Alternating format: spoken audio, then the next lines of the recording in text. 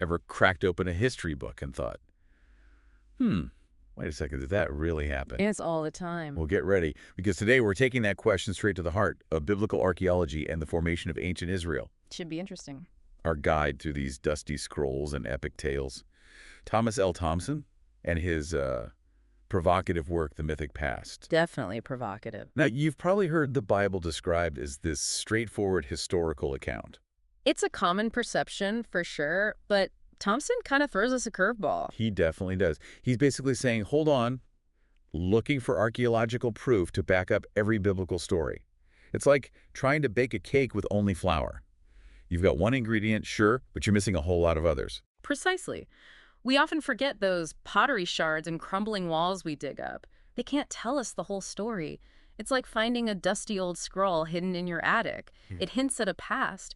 Wouldn't you be tempted to weave your own exciting narrative around it, even with limited evidence? Oh, absolutely. Suddenly I'm picturing myself as a descendant of lost royalty or something.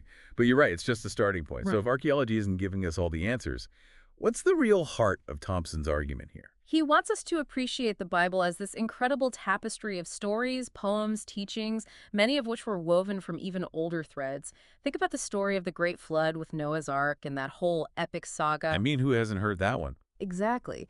But here's the thing. That same flood narrative resurfaces in different forms throughout the Bible. Genesis, Jeremiah, even the Psalms. It's a fantastic example of what Thompson calls repetitive history, where these ancient tales are being reused and reinterpreted to drive home theological points. So it's less about a strict timeline of events and more about layering in deeper meaning. Yes, and this even applies to how we understand those seemingly simple labels, Israel and Palestine. Thompson points out that their meanings have actually been shaped and reshaped over centuries by empires, religions, cultural shifts. They're much more complex than we often realize. It's like how we might use the word Hollywood today. It conjures up specific images of glamour and movie stars, but a century ago it meant something totally different. We project our own understanding onto these terms, often forgetting their history. That's a great way to put it. And this leads us to Thompson's next big point, how the very concept of Israel is far more nuanced than we might assume. Okay, so are we picturing ancient Palestine as this empty land, just waiting for the Israelites to show up?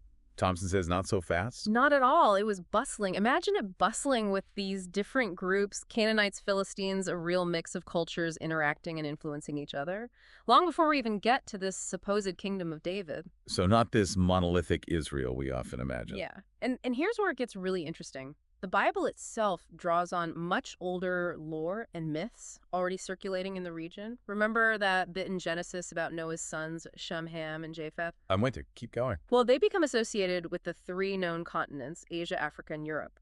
This idea was deeply ingrained in their worldview long before the Bible was written. Wow, so they're taking these existing ideas about origins and ancestry, and they're weaving them into their own narratives. That's fascinating. It is. And it challenges us to rethink that traditional linear narrative of Israel's origins, right? This Israel didn't just appear out of thin air, fully formed. It was a gradual process shaped by interactions, shared stories, reinterpretations of those stories. You know, it makes you think about how we create narratives about national identity today. We often focus on this romanticized past, emphasizing unity, even if the historical reality was more complex. That's a brilliant parallel. And it gets to the heart of why Thompson's work is so compelling. He's pushing us beyond this simplistic view of history. Whether we're talking about ancient Israel or our own modern societies, it's about understanding how narratives shape our beliefs and our identities. Okay, so this all sounds fascinating, but let's be honest. There were some pretty major figures in the Bible. What about David, Solomon, Moses? Are you telling me they weren't real either? Well, Thompson doesn't shy away from these big names. He argues that their stories, as they appear in the Bible, might reflect later theological agendas rather than strict historical accounts. I can imagine. It's like finding out your favorite childhood storybook was inspired by something totally different than you always believed. But that doesn't make the stories themselves any less meaningful. Exactly. Thompson's point isn't to diminish the Bible's significance, but to encourage a more nuanced understanding of these powerful narratives. It's about appreciating the artistry and the intentions behind them. Okay, so we're shifting gears a bit here. Looking at the Bible more as literature, what kind of literary techniques are we talking about? Did they have ancient versions of ghostwriters or something? Okay, in a way, yes. Thompson highlights this common practice of pseudonyms and attributed authorship. In the ancient world, it wasn't unusual to attribute writings to figures like Moses or David. It was a way to lend them authority, connect them to a lineage of wisdom. So imagine attributing your groundbreaking research paper to Albert Einstein, a bit audacious, right? Hmm. But in the ancient world, that's how they honored intellectual giants and tapped into that established well of knowledge. Precisely.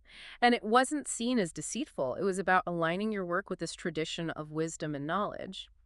But let's not forget one of the most significant aspects of the Bible, this idea of one God monotheism. How does that fit into this picture of reinterpretation and evolving narratives? That's a great question, Yeah. because that feels pretty central to the whole thing. It does, and this is where Thompson's concept of inclusive monotheism comes in. He suggests the Bible isn't presenting this black and white view of one God versus all other deities. Instead, it grapples with the complexities of one God existing in a world where people believed in a whole pantheon of gods and powers. So it's less about the sudden shift from polytheism to monotheism and more about trying to reconcile these different beliefs. Exactly. Look at the Psalms, for instance. You'll find verses praising Yahweh as the one true God alongside acknowledgments of other deities and their powers. It's like the Bible itself is wrestling with this timeless question. How do we understand a single, all-powerful God in a world of diverse beliefs and experiences? It's amazing how those questions still resonate with us today, thousands of years later. We still struggle with that, don't we? Trying to make sense of faith and the complexities of the world around us. Absolutely. And that enduring power is part of what makes the Bible so fascinating. By understanding its historical and literary context, we gain a deeper appreciation for how these timeless human questions were explored and debated. So as we wrap up this deep dive, what's the key takeaway you hope our listeners walk away with today? Don't be afraid to question. Thompson's work encourages us to approach the Bible not as this rigid, unchanging text, but as a living document shaped by human hands, reflecting the beliefs and struggles of its time.